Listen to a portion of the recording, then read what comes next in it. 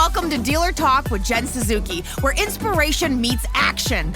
This is your spot to grow, level up, and lead with fresh ideas.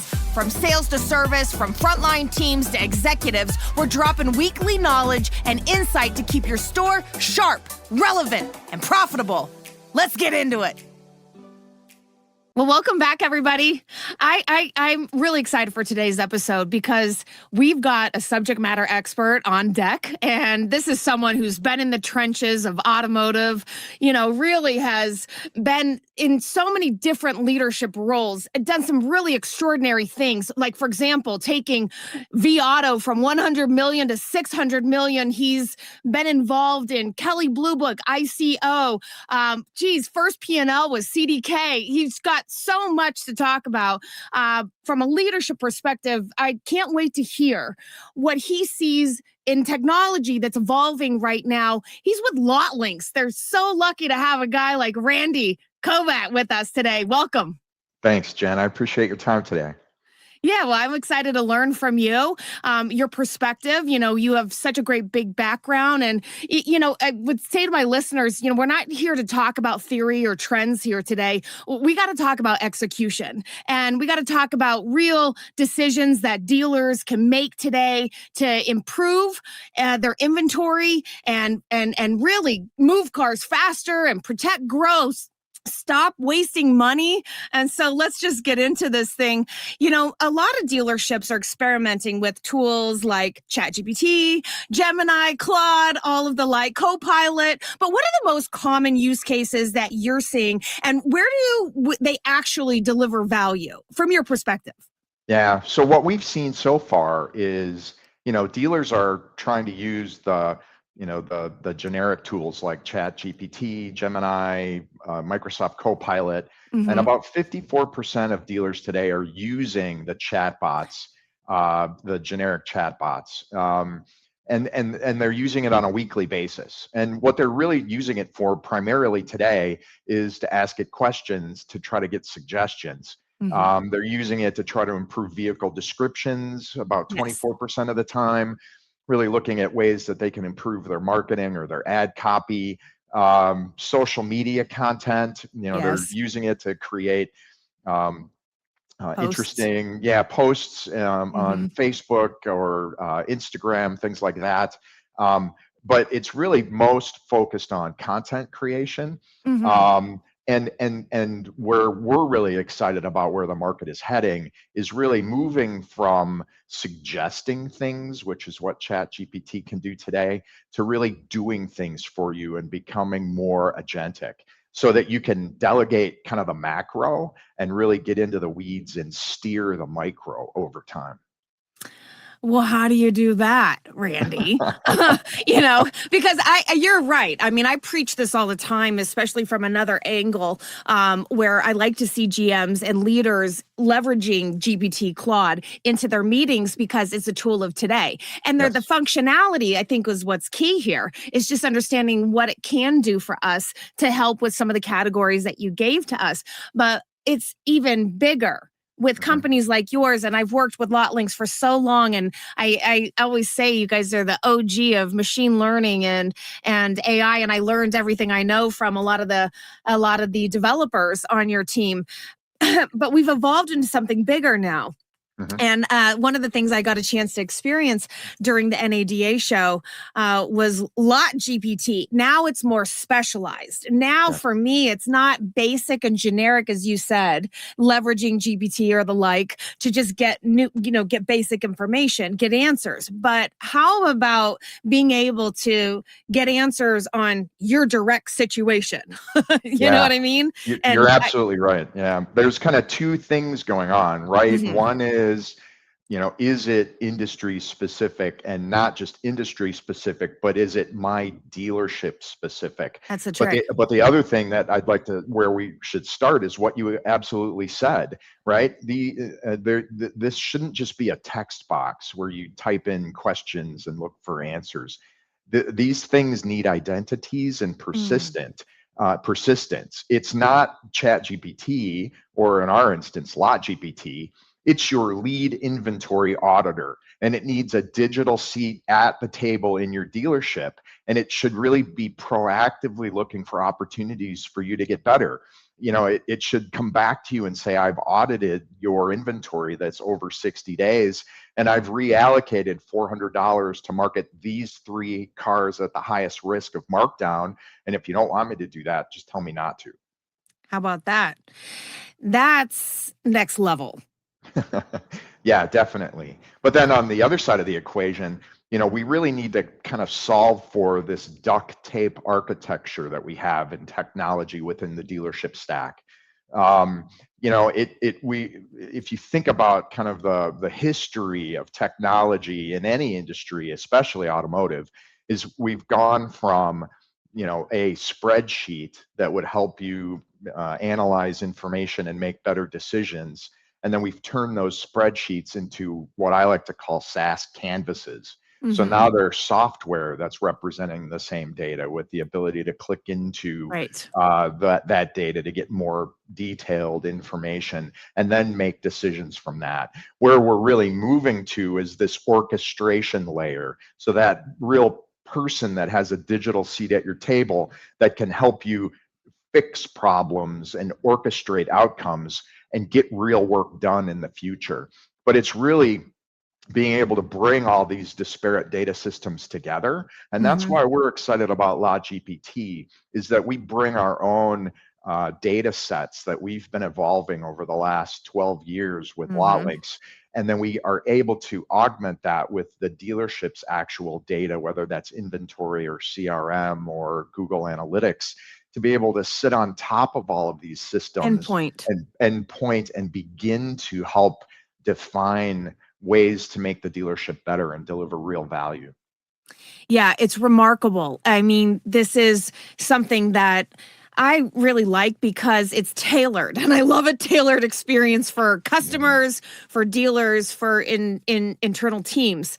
To have a tool that can look this isn't you being gauged against other dealers. This isn't just generic information that's being served up when you're looking for an answer to your problem, but it's about looking at your inventory and saying, hey, what are the red flags here? What could we be doing differently? Why should we get rid of this car? I mean, there's surely a variety of situations that you are leading dealers to be looking at. Is there something that comes to mind just quickly that you find yourself saying to dealers, hey, when you're using this product, do this? Yeah, I think one of the things that's really interesting to me is my experience in automotive and the way dealers first think about how to get more eyeballs on a car when it's not getting the traffic that they would like it to have is 84% of the time they're going to pull the price lever. And immediately you reduce the gross that you can make on that car.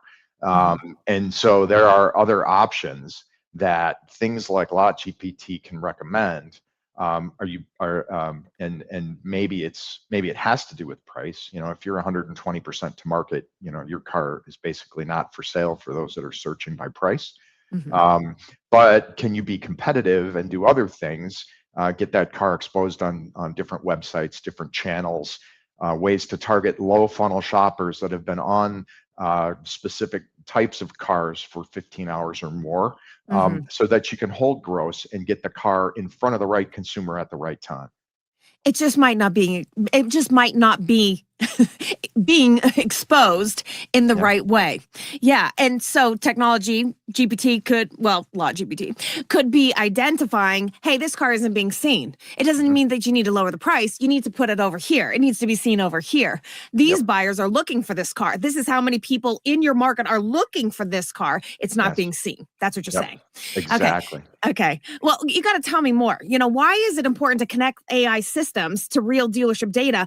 How does this impact a dealership? What does this do for us on a daily when we're looking at reporting, when we're looking at outcomes, when we're trying to look at the big picture and say we need to target this. We got we got to change this. Yeah, 66% of dealers are not confident that the frontier models today, the Geminis, the ChatGPTs, the Anthropics, really understand their operation. And they don't understand their specific dealership inventory. They can't really diagnose why vehicles aren't selling. And they don't really give very specific ways to attack that problem, because they are pretty generic tools. Mm, And then, as I mentioned, there are other approaches to AI strategy that are being implemented across the automotive technology landscape.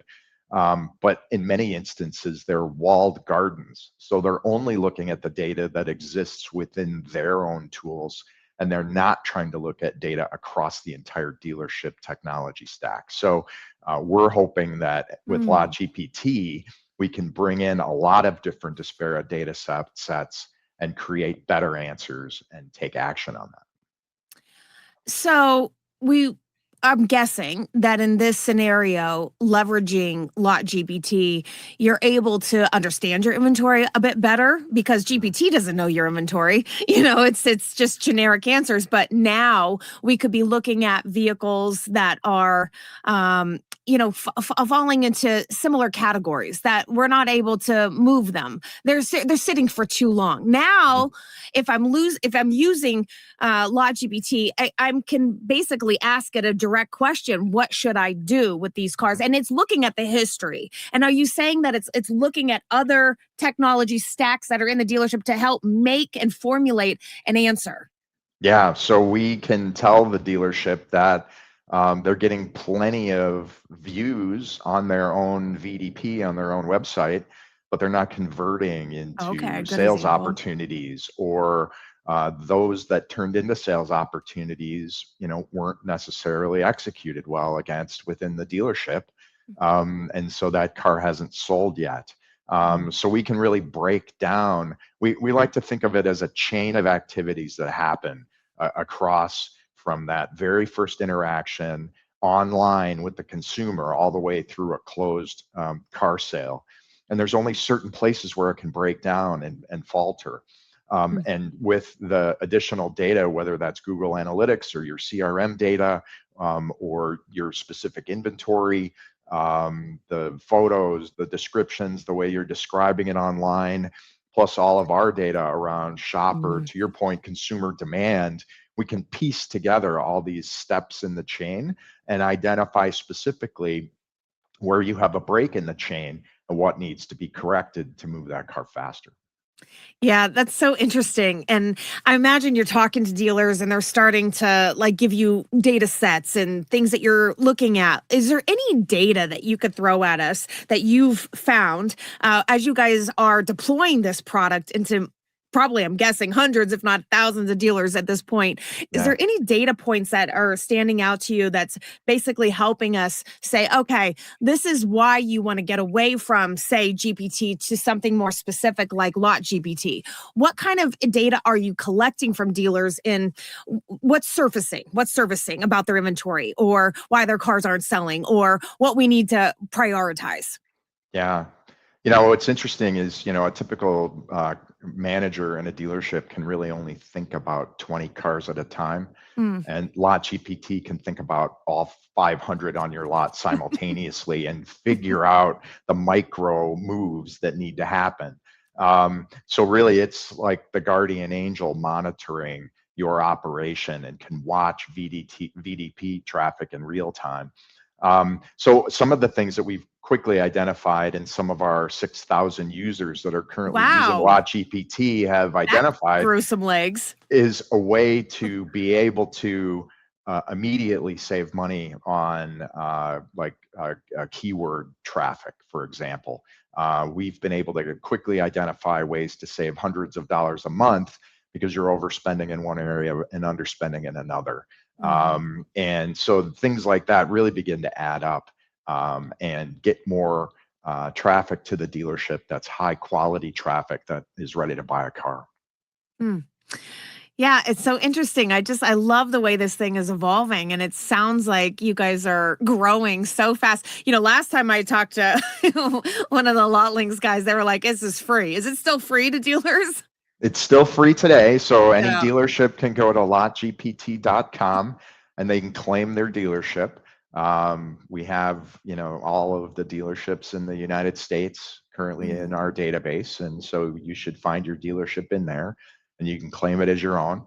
And then we'll be happy to reach out to you and give you some guidance on how you can make it more specific to your dealership by integrating it with the various technologies that you currently have in your store. That's awesome. So, I'm guessing that you've identified some limitations and things that dealers would run into when they rely on, say, some of these generic platforms, some of these generic AI tools. I mean, listen, I'm just like most people. You know, when I first started GPT, it becomes my go-to. I like Claude better, Mhm. but GPT becomes my go-to just because it was the OG. And it's easy to run to these tools because we've already, well, some of us super users like me, you know, you get into this routine. Mhm. And it's hard to break out of that, even though I really like the way that Claude performs. I really like how Anthropic will perform in certain times. But I'm guessing even you'll run across stuff like this with general managers or used car managers that are starting to leverage this tool. What do you think some of the limitations are when they're relying just on GPT, for example, instead of more industry specific AI platforms? And we're starting to see some of these emerge in other companies today, which I love because it's a conglomerate of the dealer's data. You Mhm. know, it's very specific. But what would you say some of these limitations are? What do you see? Well, yeah, I think there's two big areas. One is the specific operations that makes dealerships unique, and then the second thing is data security. Oh, So the first thing is, industry specific characteristics. Why is this car risky in my marketplace? Why hasn't this unit sold yet? How should I adjust my pricing? What differentiates my car versus other similar year, make, model, mileage cars in my marketplace? What should I prioritize this week to make the biggest impact on my business? oh, Um, I gotta pause you right here. So this is it right here. See, these are the things we want to know. mhm, But if you put this, imagine, I'm already seeing the picture painted. I put mhm. this into GPT, I'm going to get a guesstimate. I'm Yes. going to get, hey, this is what generally happens, but the responses are too generic. Hmm. Yep. Yep. Exactly. It doesn't say this car has high local demand, but it's high holding Yeah. costs right now, right? And you even on the front end with the acquisition, right? You should Mhm. buy this car, but make sure that you price it at this percent to market so that you can move it in 14 days versus having it sit on your lot for 45. Mm. Precision, precise answers, you Yeah. know, and I think that when you're using something like LotGPT, now it understands the industry, it understands your specific store, it understands the market surrounding you, and can give you a more accurate um, idea of where to head, Yeah. right? Like Yep. your answers Absolutely. are a lot more accurate. Yep, for sure. And the other side of the equation that I mentioned, security. I mean, Mm. it's really interesting. Ask ChatGPT if you should upload your personal data into Of course, ChatGPT it and see says what it yes. says. No, it doesn't. It actually says not to, Does it? because once Okay. you upload data to ChatGPT, Give it you've to your essentially competitors. uploaded it to everybody that's using ChatGPT, and it's learning from your own personal data, whether that's your email or it's your dealership Google Analytics. And so it's very concerning, Mhm. and dealers aren't necessarily aware of the risk that they're introducing by doing that to the generic tools. LotGPT is locked down. It's a specific instance of a frontier model for your dealership with your data, and it's secure, and it's not going to allow any other dealerships to have access to your data. This is probably one of the most important points that you make. And as we all evolve with AI and then leveraging it into our day to day, these are some of the things that some people don't even think about. Hmm. Security. You know, Yep. your data is your data. Once you start uploading information into a generic tool, you are making it accessible to everybody around you. Yep. Whereas what you're saying is we contain it. It's locked. It's secured. We're not sharing it with others. Exactly. That's Okay. correct. Mhm. Yeah. Well, I know you guys just recently launched this tool, and gosh, I can't believe you just said 6K dealers are using it. Last time I spoke to one of my LotLinx buddies, it was like 2K. So Yep. wow, you guys are moving really fast with this. This means that dealers like it. They're seeing the value of it. They're benefiting from it. And I'm curious, but what are some of the common themes that you're seeing as far as types of questions that people ask? This is actually one of my favorite things to do in my own classes is ask GPT, very specific questions to get very specific information that'll help us become more efficient in our day to day, whether it's service processes or sales processes. But I'm always curious to see how people prompt. And I love a revision and I teach this stuff. So teach us, what are the prompts that you're seeing as the most common ones that dealers are getting the most value from? Yeah, what's interesting is that's how we think about it is if I'm going to have this tool or this digital person with a seat at my table, what's the job description that I need to write for this new employee in my dealership? And then what questions do I need to ask it if I'm going to go through an interview process, right? Okay. And so a lot of what we've seen so far with LotGPT is around the functionality that we've built into it around rating your VDP. How do you improve your VDP to differentiate your car from a description perspective? Analyze my photos, tell me how to Mhm. make better photos so that they're more appealing for the consumer. Um, and the other things that we're beginning to see as some of our super users are evolving are things like efficiency tests, right? I'm spending 15,000 a month on digital marketing based on my current data and my live inventory. Where am I currently burning money on cars that really don't need the help? Mm. And so it's really beginning to evolve. Identify the 10 units on the lot right now that have the highest inventory investment health risk, and why are they failing? So it's really evolving as dealership thinking is evolving, and it's pretty exciting to see. It's remarkable. It's remarkable. I mean, let me just back up for those that are listening, because this is important. You just taught me something. I always say to dealers, and I'm a big advocate of tech and AI and anything that's going to help us stay relevant and make people's jobs a little bit nicer and easier. We're dealing with, we're all grinders in this business, and Mhm. and then you got heat on top of it, and Yep. it's a zillion moving parts to make everything work. And so when I find a tool that creates an efficiency or really takes a stress point off somebody's lap, I'm like super fanning on it. But I just want to go back to this moment where you said, you know what? First, identify. So if we were to look at AI, as I preach, as a teammate, and you're Mhm. saying, hey, this requires a new job description. That was next level. Okay, Yeah. thank you. Um, Mhm. I'm Yep. developing this job description for our new AI teammate, and I need to make sure Mhm. that this person is collecting and overseeing data, processes. We need answers, and this Mhm. teammate is going to need to produce this information on a daily, on a regular, on a weekly reports. What does that look like? Now you've helped to create the expectations of the tool. So one, we could gauge its effectiveness, but two, that Mhm. we could inject it into the overall scope of our business model, our strategy, our processes to say, hey, we got a new team member here and he's going to be doing this. Yep. Yep. And Exactly. so that Yep. everyone can be a part of it. It's not a particular person's role. But this is what we're going to depend on this tool to provide us Mhm. as a unit that's going to assist everybody in being able to make better decisions. Absolutely. Yep. That's Yep. it.